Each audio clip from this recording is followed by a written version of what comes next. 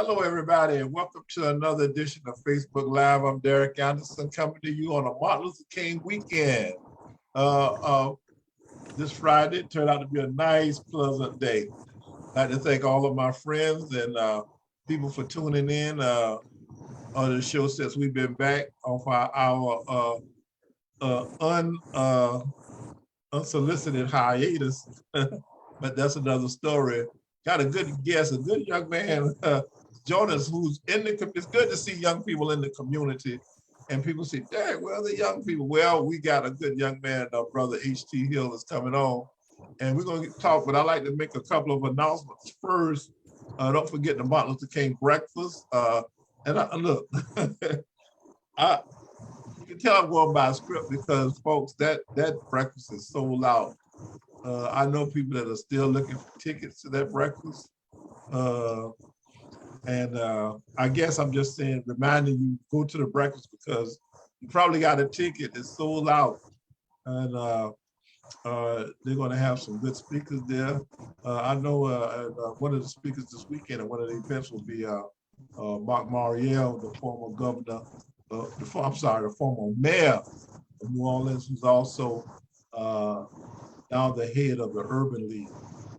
And we got, of course, there's the parade that's coming up on Monday morning. For the first time that I can remember about the parade, the weather's going to be pretty better than it was. It's going to be 60 degrees. I wish it would be 70, but we'll take 60 because last year it was like 33 degrees. So we'll take that. And while we're at it, last year's Grand Marshal was Mel Hamilton, Brother Mel Hamilton of the famed Black Wyoming 14. Just to update you on him, and he'll be on the show soon, that Brother Mel Hamilton was recently inducted into the NCAA Hall of Fame, being a member of the famous Black Wyoming football team and the stand they took in 1969. So congratulations to the past marshal of the MLK parade, Brother Mel Hamilton, a Wilmington native and Wilmington hero. Also, Brother Hollis Briggs, he's at it again, doing a great job with so far this week has been eventful.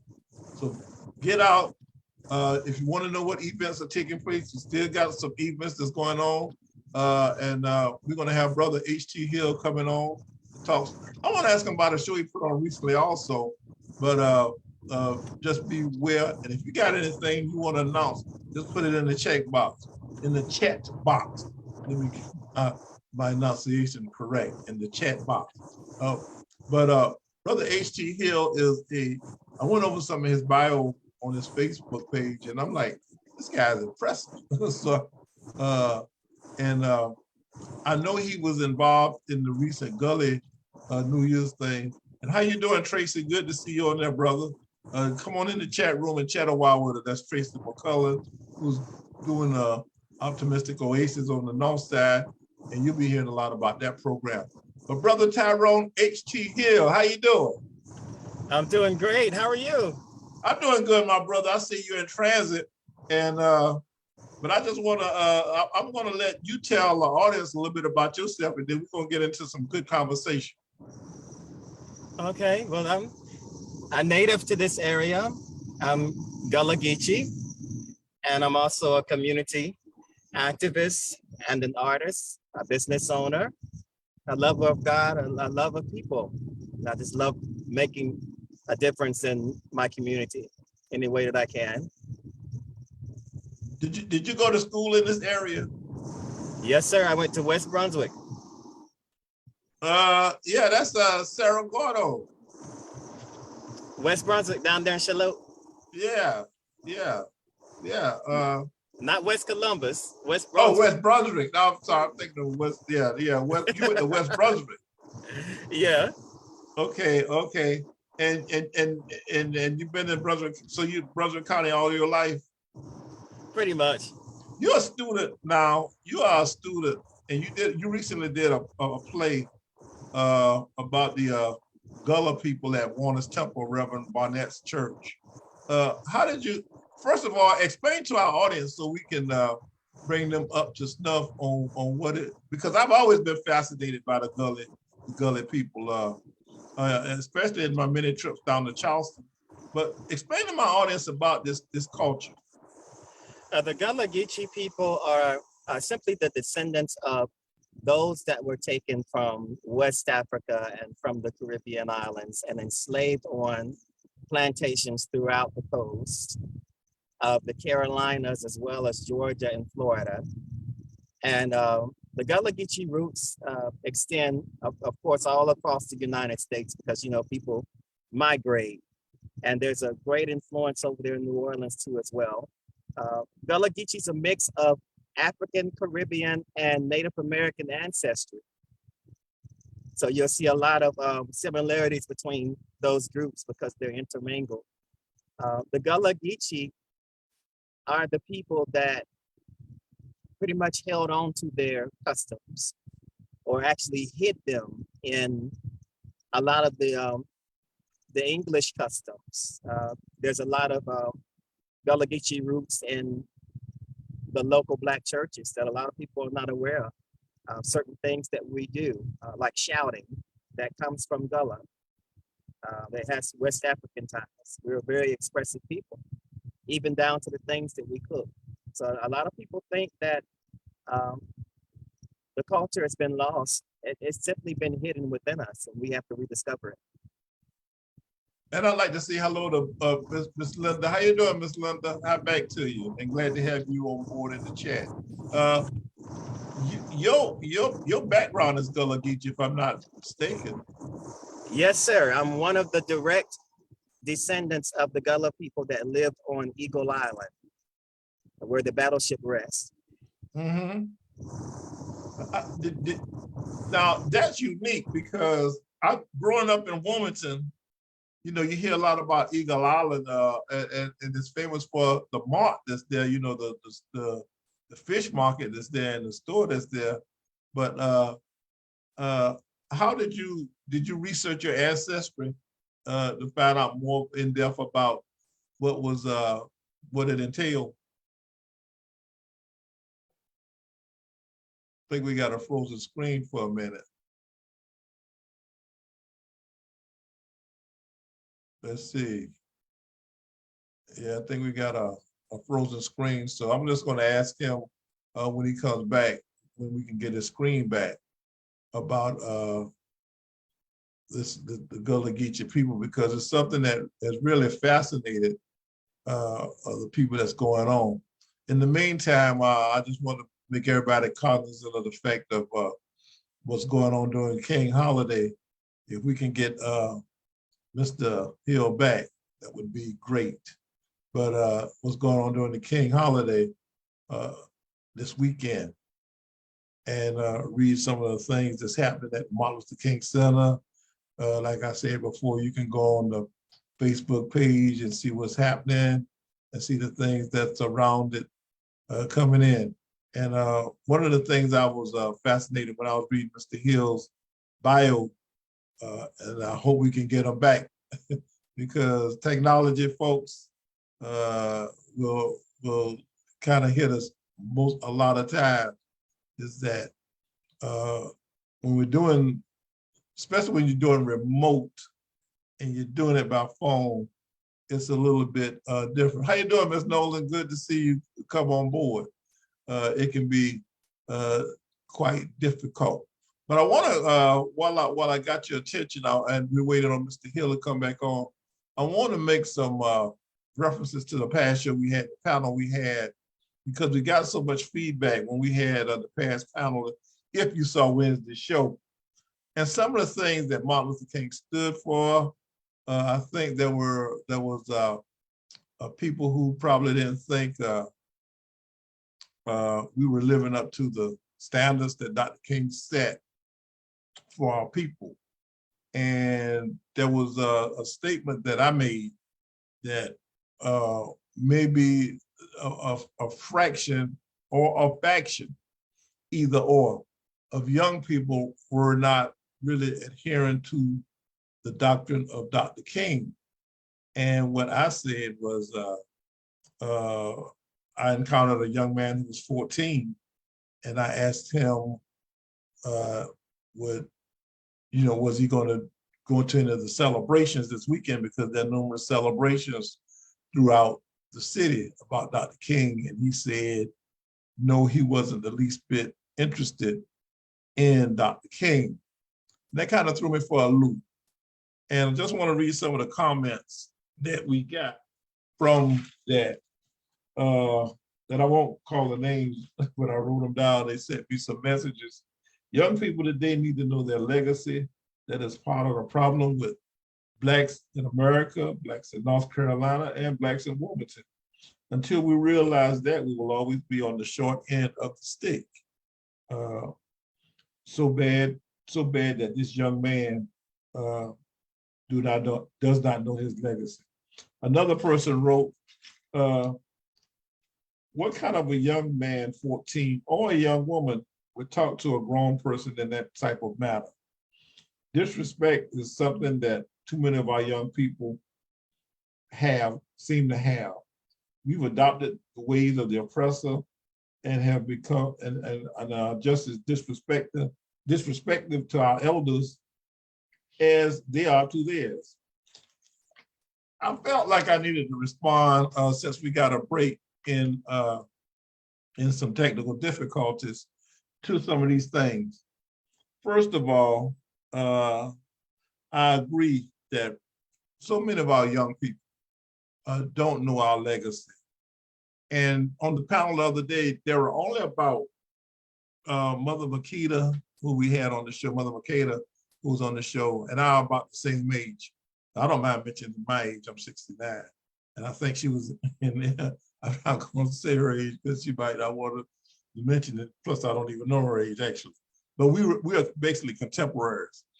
And we were, and some of the other people were a little bit younger. And then we had some people on the panel who wasn't even born when Dr. King was assassinated, much less when he was going through the movement. But they were cognizant of the fact of what he had done. So they were learning and big fans of Dr. King. We have got to get ourselves together because we are, until we can start to change the outside, we've got to change the inside of what's going on. And I brought up we had Dorian Framati, who was on one of the panelists, and he was recently a candidate for the Board of Education. And some of the things he experienced trying to connect and get people to vote was with young people, actually. And don't get me wrong, there are some people my age that didn't vote neither, so I just don't want to put this all on the young. The only reason I'm emphasizing the young now is that the other ones is going to carry on the legacy. We'll be gone. Even if we live out a normal lifetime, the average age is approaching fast, and even if we are still here, we can't do the things that we used to do as young folks. I'm approaching 70. I can't do what I could do at 30, 40, or even 50. So that's why I put emphasis on young people, because they will be the ones that carry it on. Coming back, and it looks like Mr. Hill is coming back. We must continue to strive to make our place better. So sorry that you got disconnected, Mr. Hill. Oh, I hit a dead spot coming through these woods. Yeah, I kind of figured that. But you were talking about the Gullah people. Yes, sir. I think the last thing I told you was that I'm a direct descendant of the Gullah people that lived on Eagle Island. Yeah, growing up, I heard about Eagle Island, and here's what I always thought. And you know this, and people who went to the program told me that it was a great narrative on the Gullah people at Warner's Temple. I always thought Eagle Island was this desolate place that they had. I'm serious. Growing up now, that this desolate place that they had power plants, all kinds of stuff going on, and that people didn't live there. Where am I wrong? You're right, because a lot of people think that way in this area. And actually, a lot of people don't even know that an island. We cross it, thousands of people cross it every day and don't even think of it as an island because you go past it so quickly. What did I think we might have a frozen screen again. Can you hear me?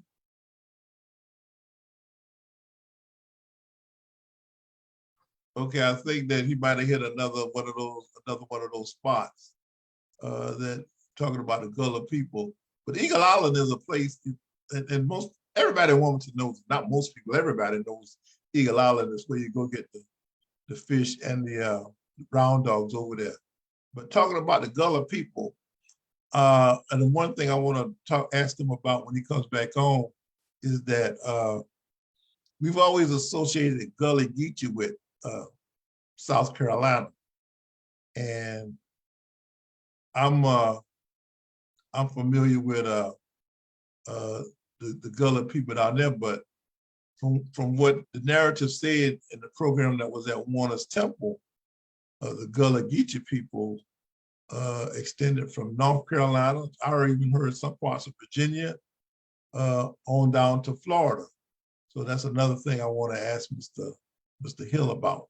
And I'm sorry for I know this interruption is just terrible, to be quite honest, and it's it being so non-contiguous. It makes it difficult to follow through what's going on and keep a consistent theme in it with the dead spot. But that's the technology when you're dealing with remote that's by phone. You run into either dead spots or you run into a weak wave, which means poor transmission. So we're experiencing that. And while we're waiting for him to come back on and do it again, folks, as you stick with us, I'd just like to continue what I was saying earlier about the young folks and the legacy and the panel we had on Wednesday. That we've got it's still somehow what's going on. And I think we keep having to beat ourselves on the head with a hammer to get things done. And like I told Brother Dorian Cromartie, who was a candidate for school board, that we really failed him by not voting. And I hate to belabor the point, but we just did not show up to vote for either Dorian Cromartie or Veronica McLaurin Brown. And so what goes down, and this is something that's going to be controversial. You always say dumb things when you got dead air time. What we got is a misconnection with our original guest, Mr. Hill. But since I got a space, a vacuum that needs to be filled, I'm going to fill it with this, is that we cannot blame what goes on with the commissioners, and especially people are now recoiling at the school board. But we cannot blame those folks for our failure to show up at the polls, because we recall at what they're doing in their policies. I often tell people that say, well, here's they want to do this X, Y, and Z, and my emphasis and my throwback or fallback position is that, well, yeah, but A, they were honest about what they were going to do, and B, we didn't show up.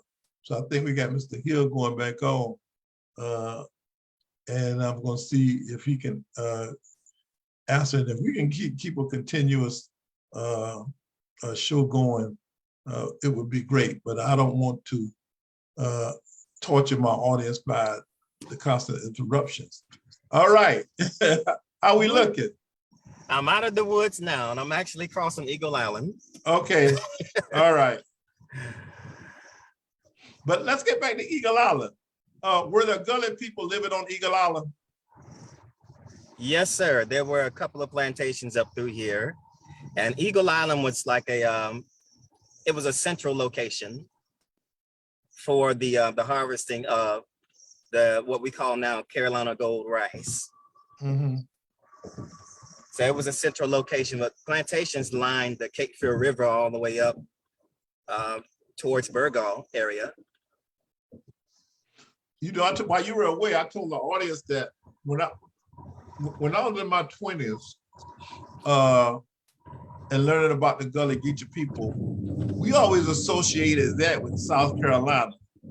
Yes, And sir. then I didn't realize that we had Gullah Geechee people in North Carolina, which you're a part of, you know. How did we get so misguided in thinking that it was only pertinent to South Carolina? We were taught that, and see, with South Carolina, they have, I mean, we have sea islands up here too, but South Carolina Gullah, they stayed on their sea islands and they preserved their culture better that way amongst each other. When it comes to North Carolina, growing up, I heard over the years, with those people over there in South Carolina, they're Geechee. And so there's been sort of like a dissociation, and Geechee was also looked upon as a word of insult. So it wasn't until recently that people began to be proud of being considered Gullah Geechee, especially in North Carolina. When it comes to North Carolina, I believe, my personal opinion is that it's been suppressed. Mm-hmm. The culture hasn't been completely washed out from North Carolina. It's just been hidden in different elements of what we do. The songs we sing, the foods that we cook, our mannerisms, some of the things that we say, like sometimes we might say Yah, we might sing Kumbaya, that's a Gullah spiritual. We might say over day. You hear that a lot in South Carolina, but we say it over here too. What does that mean? Over day? Uh-huh. Over there. Okay, yeah. See, I didn't know that. And we just have our sayings here that can be traced back to Gullah. And, you know, Queen Quet, the head of the National Gullah Geechee Corridor, broke it down to me like this, because I grew up thinking of just South Carolina as Gullah too. And, you know, of course, we had Gullah Island, the cartoon, but I never associated that with me. It was just entertainment. I enjoyed watching the culture, but didn't even know I was a part of it until about a year ago. So basically, we just have to reclaim what's already there. It's hidden in us. How did you find out you were a descendant of the Gullah Geechee nation? Well, actually, I started off hating history, and I found out that there's value in digging into your bloodline and finding out how you came to be, finding out why you are where you are geographically as well. And so that clashed along with my music, because I love certain sounds. I love the congas, I love the bongos, I love the djembe, I love the tribal sounds. I could say I'm a bit obsessed with it, and it does something to my inner, it does something to me.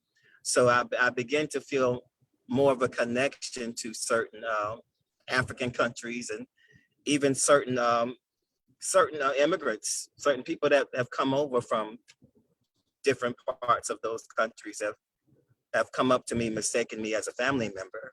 Mm-hmm. So that even made me press further into discovering my own bloodline. So I did the ancestrydna.com, and it was confirmed a lot of things that are mostly of Nigerian ancestry with a mix of other African countries.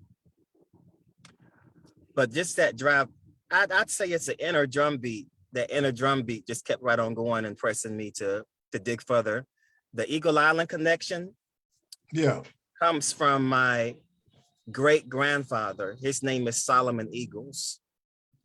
And when I heard that last name, I dug more into that and found that there's a lot of people that still have the Eagles last name over in Southport. In Southport, yeah. Yes, sir. I found out that's my people. That's my family on my mother's side. And actually, my dad's side ties into the Eagles too, as well, from far back. You know, far back enough for me not to have been born with two heads, but definitely far back enough for them. You know what? And here's something that's gonna make you laugh. I hope you drive it in a safe zone because you might when you hear what I'm about to say, you might drive off the road. But here's what I'm going to say. Growing up with Eagle Island, you hear about it all your life. I'm 69, right? So hitting 70 soon. So you hear about Eagle Island. From the time I was a boy, and I thought it was named after Eagle Island because there were a lot of eagles that flew over there. I'm serious. I'm serious.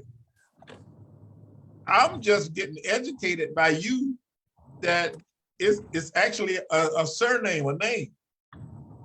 Yes, sir. The guy that brought the Gullah people from South Carolina, particularly the Charleston Goose Creek region, from what I've discovered, it was the Charleston Goose Creek region, and they were called the Goose Creek Men, a bunch of brothers that had African slaves, taking them to different plantations. And of course, the land we call Eagle Island now, that was considered no man's land, but they realized that it would be profitable for them to bring the slaves up there to irrigate that land and grow rice. Mm-hmm. So a guy named Richard Eagles brought the Goose Creek Gullah folk from South Carolina to that piece of land. And that bunch of people took on the Eagles' last name. And that island was named after Richard Eagles. See? Now, how many people do you think thought like I did? I'm sure a lot of them did.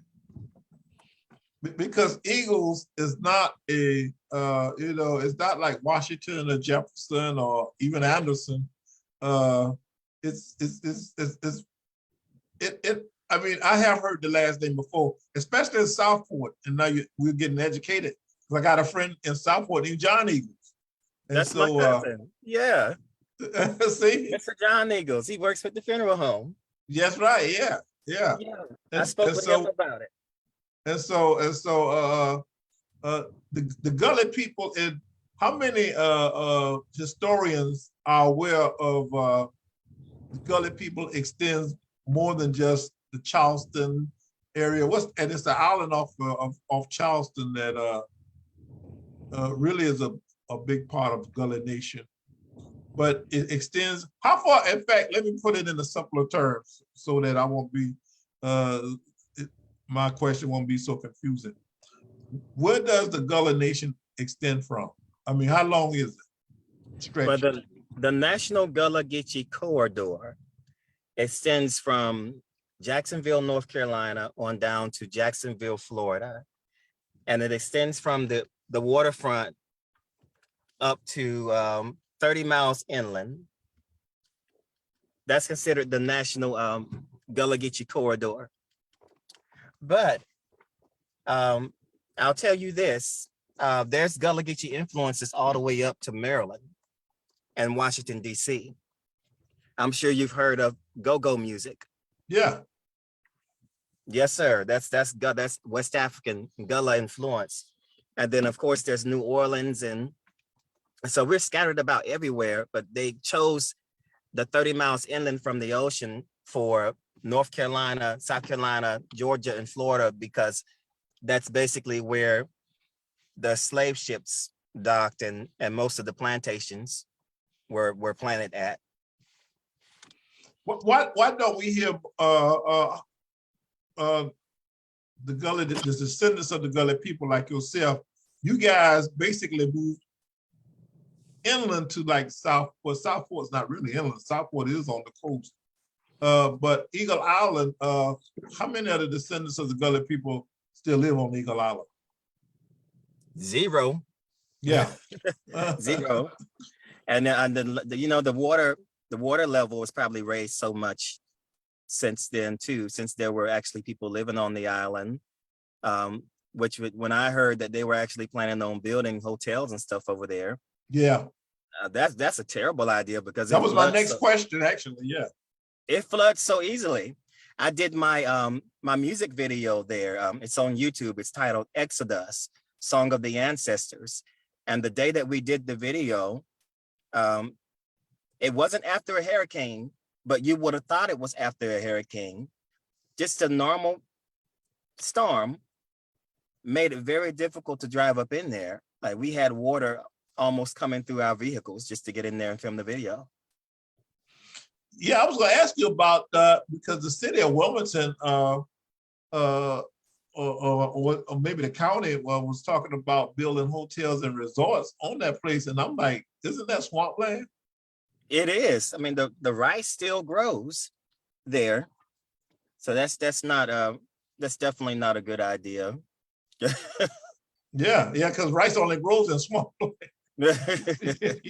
Yeah, I'm like, wait a minute, but even then, even as recent as then, I didn't realize that was part of the Gullah Nation.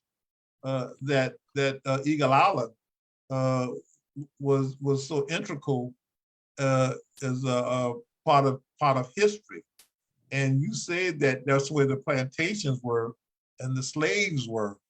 I take it, and I don't want to be presumptuous, that your people were descendants of those slaves. I'll let you comment. Yes, sir. They were. A lot of this region's, African American people's bloodlines come out from that area. People take on different names, they marry into different surnames, but the bloodline still continues. So the names, and I've been knowing John Eagles for years. I had no idea that, of course I did, but I had no idea that he was a descendant of the plantation owner of Eagles Island. He didn't know. And you know what? When I stumbled upon this, at first I didn't see it as such a major find that most people in the region didn't know, this stuff. So when I shared it with the family, it was just great to be able to bring something, something new. Wow. I just like a quick shout out to Miss Donna Dodger. How you doing, Donna? I'm glad to have you on there. She says, good afternoon, Mr. Anderson and Mr. HT. So glad she's in the chat room. But how did that history, now we talk about, of course, 1898 was lost for so many years. But how did that history get lost, until what? I mean, that's even, more astounding because that predates. That's back to slavery. How far back can you trace that? 1898. Are you talking about the coup d'etat? Well, I'm talking about the coup d'etat, but the Gullah Nation and the Gullah slaves predates the coup d'etat. Yes, sir. And according to my research, there were still some Gullah peoples living on that island during the coup d'etat. Really? Yes, sir. And actually, the coup d'etat is what pushed them away from that island. Oh. We're gonna run if we see bodies floating in the water. It don't matter if it's across the water. If it's we here shooting across the water, we running the other way. So what you're saying was that not only did the coup d'etat push blacks out of Wilmington, it pushed blacks off of Eagle Island. Yes, sir. And your previous answer makes sense because you said zero. Now I understand why. It's zero. So the coup d'etat did some damage because when they pushed the blacks off the we know what happened when they pushed the blacks out of Wilmington. When they pushed the Gullahs off their place, where did they go? Surrounding areas. Okay. Southport, Charlotte, Winnebo, Navassa. You're the first, because when I saw what you were doing, I really wanted to get you on the show a couple of weeks ago, but it was late notice.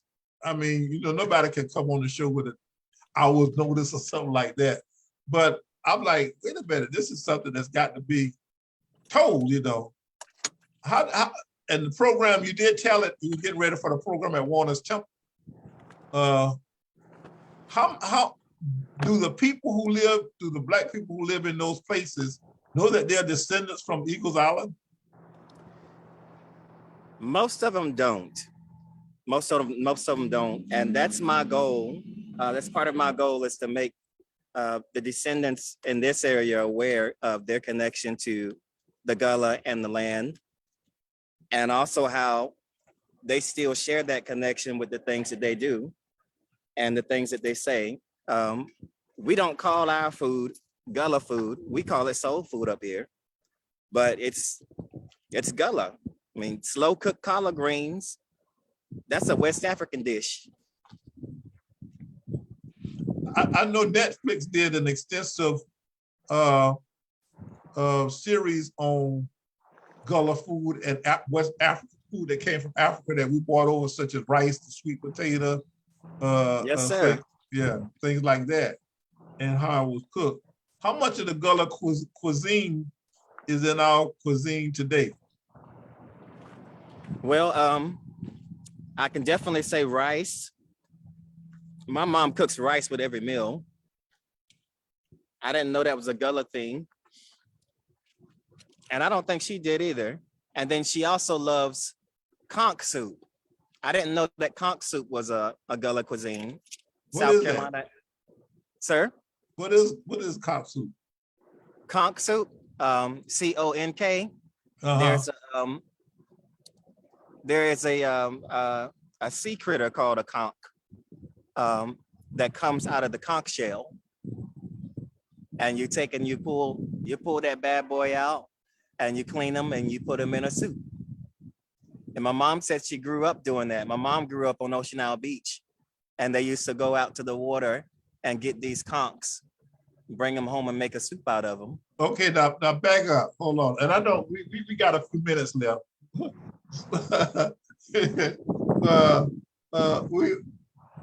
Your mom grew up on Ocean Isle Beach.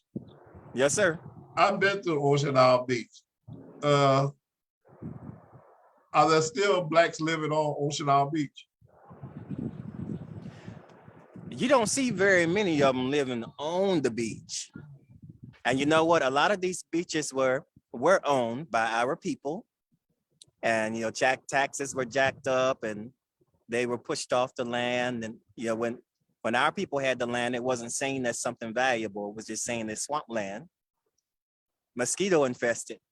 But once, certain people scoped it out and they saw dollar signs, they found a way to get the original owners off of there, and they built what we see today. I know. Here's something that I do know is that, and you mentioned Southport, and now I'm beginning to learn. Let's see. Got a comment for you. We got about 6 minutes left with brother here. He's last, even though he had some dead spots and we lost it for a while, I've learned more in the last 10 minutes talking with him. How you doing, Miss Cynthia? It's always good to have you, Miss Cynthia. And I was so sad to hear about brother Jimmy Dixon the other day. I was heartbroken to hear that. But Cynthia says, conch is popular in Savannah. I have it when I go there. And that's part of the Gullah Nation, Savannah, right? Yes, sir. So I've never heard of this stuff, man. I'm sorry, but do we even, sometimes I wonder, do we even know our history? And we haven't even got I'll have you back on when you got more time, but we haven't talked about your activism in the community. But how are you getting this word out? It took a Herculean effort to get the word out about coup d'etat 1898, years and years. Now, how do you get the word about our history concerning the Gullah and Eagles? I guarantee you, brother, that there are 12 people who know about our history on Eagles Island. I guarantee you that. Because growing up, they got the market over there that everybody goes to get fish and novelty items and certain things. And some of them go there to get gator tail. but we never knew it was a place once inhabited by slaves. Right, and that's not taught. Just like a lot of things are not taught. In school, we are taught what they want us to know, but when it comes to history that is really connected to us as a people, that will tell us who we are and where we come from, that's neglected. So I found that it's our job to dig and find out those truths, and not only that, but preserve those truths up. I've also been called a culture keeper. And I like that term because once I find out a truth, I make sure I share it with others that I know will appreciate it, and also others that would like to understand other cultures and support the spreading of the word. But it's definitely, there's a term I like to use called Sankofa. And it's an African term. And basically it means to go back and claim it, go back and get it. And that's what we have to do as a people. We have to relearn our story and then share it with the coming generations. Is the Gullah Nation here connected, an extension, that's a better word. Is the Gullah Nation here an extension of the Gullah Nation in, say, Charleston or Savannah? Yes, sir. So all, you know, needless to say, all of these people started out on plantations. And so we know about the plantations in Savannah. I mean, it's been movies about it, and the history books, and the glamorizing, Going with the Wind, and all of that. And of course, Charleston. By the way, here's something I always wanted to know that you can ask, that you would be a good person to ask. They tend to speak with an accent. In fact, you almost have the accent that they have. Where did that come from? It's a mixture of Creole, English, and African words. And yeah, when I really let my tongue loose, it comes out. Like stuff like, hey, how much how on be, and come down there, and stuff like that. They have a Gullah Bible, which I love the Gullah Bible because it breaks it down very specifically. It was not respected as a language for years. So that's another reason why, in a lot of ways, it's been suppressed, because people were looked at as stupid or less intelligent because they spoke with what some considered a broken English. But thankfully now it's being respected as a language. Yeah, growing up, you would hear about people from South Carolina, and the word would come up where they rice and geechee, and using it as a pejorative, and so you grow up, like, oh yeah, something's got to be wrong, because I hear these people talk about the Geechees and the Gullahs. Here comes the Geechee. That means you're from South Carolina, Yeah. And they weren't using it in a positive term. And so now it seems that that pride has been put into that nation, the Gullah Nation. Did you have any of these negative connotations directed at you? Not at me personally, but I was taught to direct it at the people that lived in South Carolina. Growing up, we were always told, them Geechee folk down there, they talk funny, and we were talking about ourselves. That's what tickles me. Like we were dissociating ourselves from our own culture and our own people without realizing it. Well, I hope that that you can do more ventures like you did at Warner's Temple, but I think that more people need to know about this history, especially the interconnection between Eagle Island and the coup d'etat, because not only, we think that the Black people were run out of Wilmington, but now we know they were, and that was a part of Wilmington, but we didn't know that there were Blacks living on Eagle Island, really. Did not know that. And I look forward to having you back on, so maybe with not only that, talk about some of your, I know you're involved heavily on the music scene, which is where you're going now to do some of your sound checks. But this is something that we need to, some of the last question, has any of the historians, and I don't mean like, I mean some of the professional historians contacted you on research of the Gullah people? Yes, sir. I connected with Tiana West, and she's from Southport. I found out she's a distant cousin as well. I connected with Professor Sean Palmer of Oh, yeah. UNCW. Yeah. He just did a mind-blowing lecture on Gullah Geechee history right there at St. James Plantation. Mhm. Wow. And let me see, I can't think of any others. But it's good it's coming into prominence now, and especially with the cuisine, the conch that I found out about. Brother Yes, Hill, sir.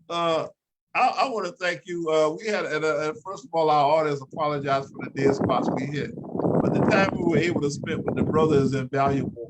And with his permission, we'll have him back on where we can really get into in-depth detail. I just want to thank him for coming on the show and being so receptive to our invitation. So, it'd be a pleasure to come back on. Just let me know when. Okay, brother. Okay. And good luck with the sound check. I know the music man you are, which is something that we're going to also explore when you come back on. Take care. And to the audience out there, you guys have a good weekend. It's so many. If you want to know what's going on Martin Luther King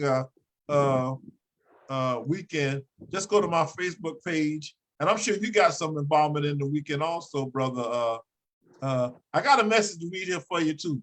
Before you go, somebody's directed it at you. Let me get it to you. Okay. Brother Carrie Asada, who was on our panel on Wednesday, says, thank you for your research on our people. Until meeting you, I never really talked about it or let people know I was Gullah Geechee.